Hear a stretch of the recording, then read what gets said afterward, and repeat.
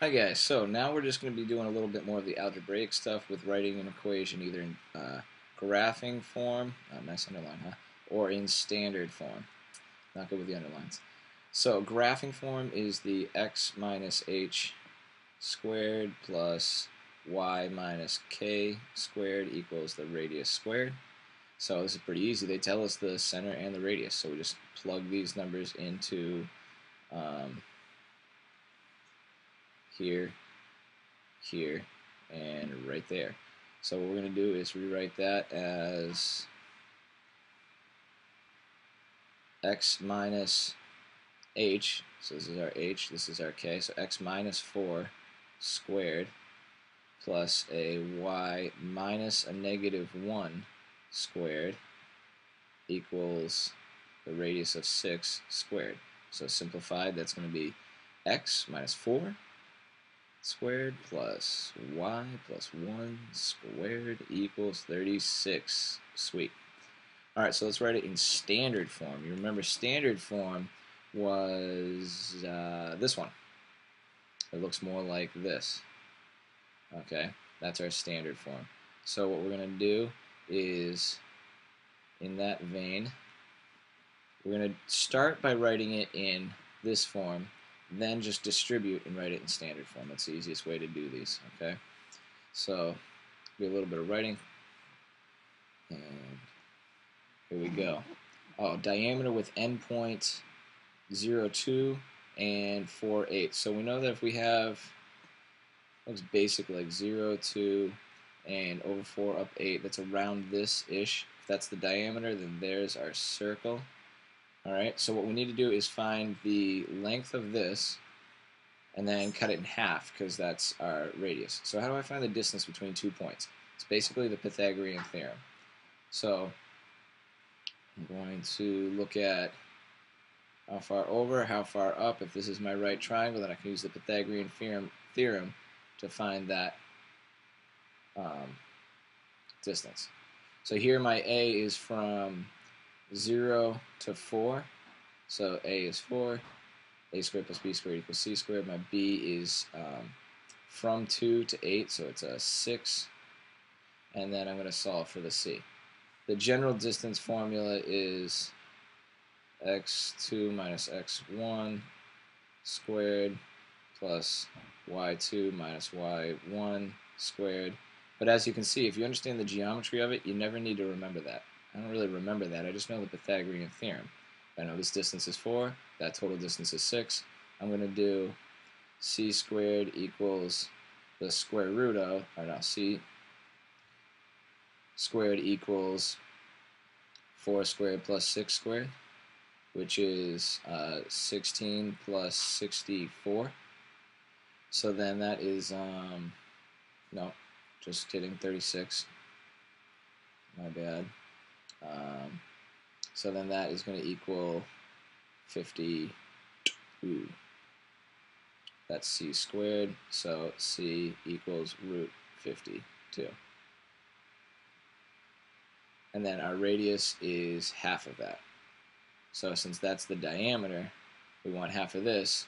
Our radius is 1/2 of root 52. And then our center is the midpoint. So I found the radius, now I gotta find the midpoint. You can do them in either order. You can find the midpoint first, then the radius, no matter. So then the midpoint is always just the halfway point between these. So it's the averages of these coordinates. So if that's 0, 2, and this is 4, 8, then the average of those, it's going to be the average of the x's, and the average of the y's gives you the coordinates of the midpoint between any 2 points. So that's going to be a 0 plus 4 over 2, and 2 and 8, so 2 plus 8 over 2. And think about it, halfway between 0 and 4 is 2. Halfway between 8 and 2 is a 5. So we're going to get 2, 5 here. So we have 4 over 2 is 2. And then 2 plus 8 is 10. 10 divided by 2 is 5. So that's our center. So the midpoint of a diameter gives us our center, and then once you find out the distance of the diameter, half of that is our radius. So then what we're going to do is now have to actually write it out, and we want to write it in standard form, so we get a little bit more work to do. Let me skinny up my pen here. So what we're going to do is write this as x minus 2, because it's the opposite, squared, plus y minus 5 squared equals the radius squared. So we're going to square this, and that gives us a 52 over 4. If I square this, square root of 52 squared is 52, square root of 2 squared, or 2 squared is 4. So that gives us this, which equals 13. So we're going to write that as a 13. Isn't that lovely how that works out?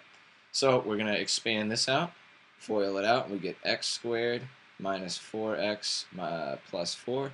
If I'm doing this part too fast, just pause it and try to do it yourself, but you guys should know how to multiply these out. Alright?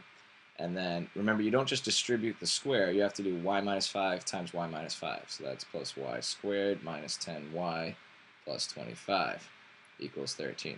Now we collect all terms over to the left side. And by convention, we go x squared, xy, y squared, and then x and y and numbered. So that's just the convention of how we're going to do this. So we got x squared plus y squared.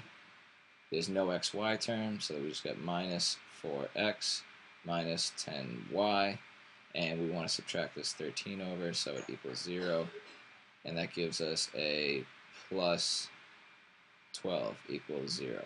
There is our standard form of our circle. Alright, so this is your U-try. Write the equation of the circle in standard form of the equation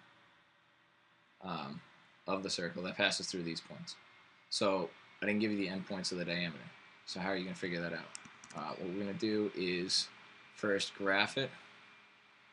Now the ones on your worksheet, you do get the endpoints of the diameter, so you can do it just like this one. But just so you can do your homework. Come on. Graph these points. Stop. 0, negative 1, over 2, up 1, over 4, down 1. So this is actually our center, because up 2, over 2, back 2, that's equidistant from all 3 points. So that's going to be our center. Though you could figure it out just from the geometry of this picture, I want you to do the algebra out using the distance and the midpoint formulas so that you can do it and get practice for even when the numbers don't work out so easy like they do in this picture. So we're not using this. These are the endpoints of the diameter for you to do this U-try. Alright, see you tomorrow.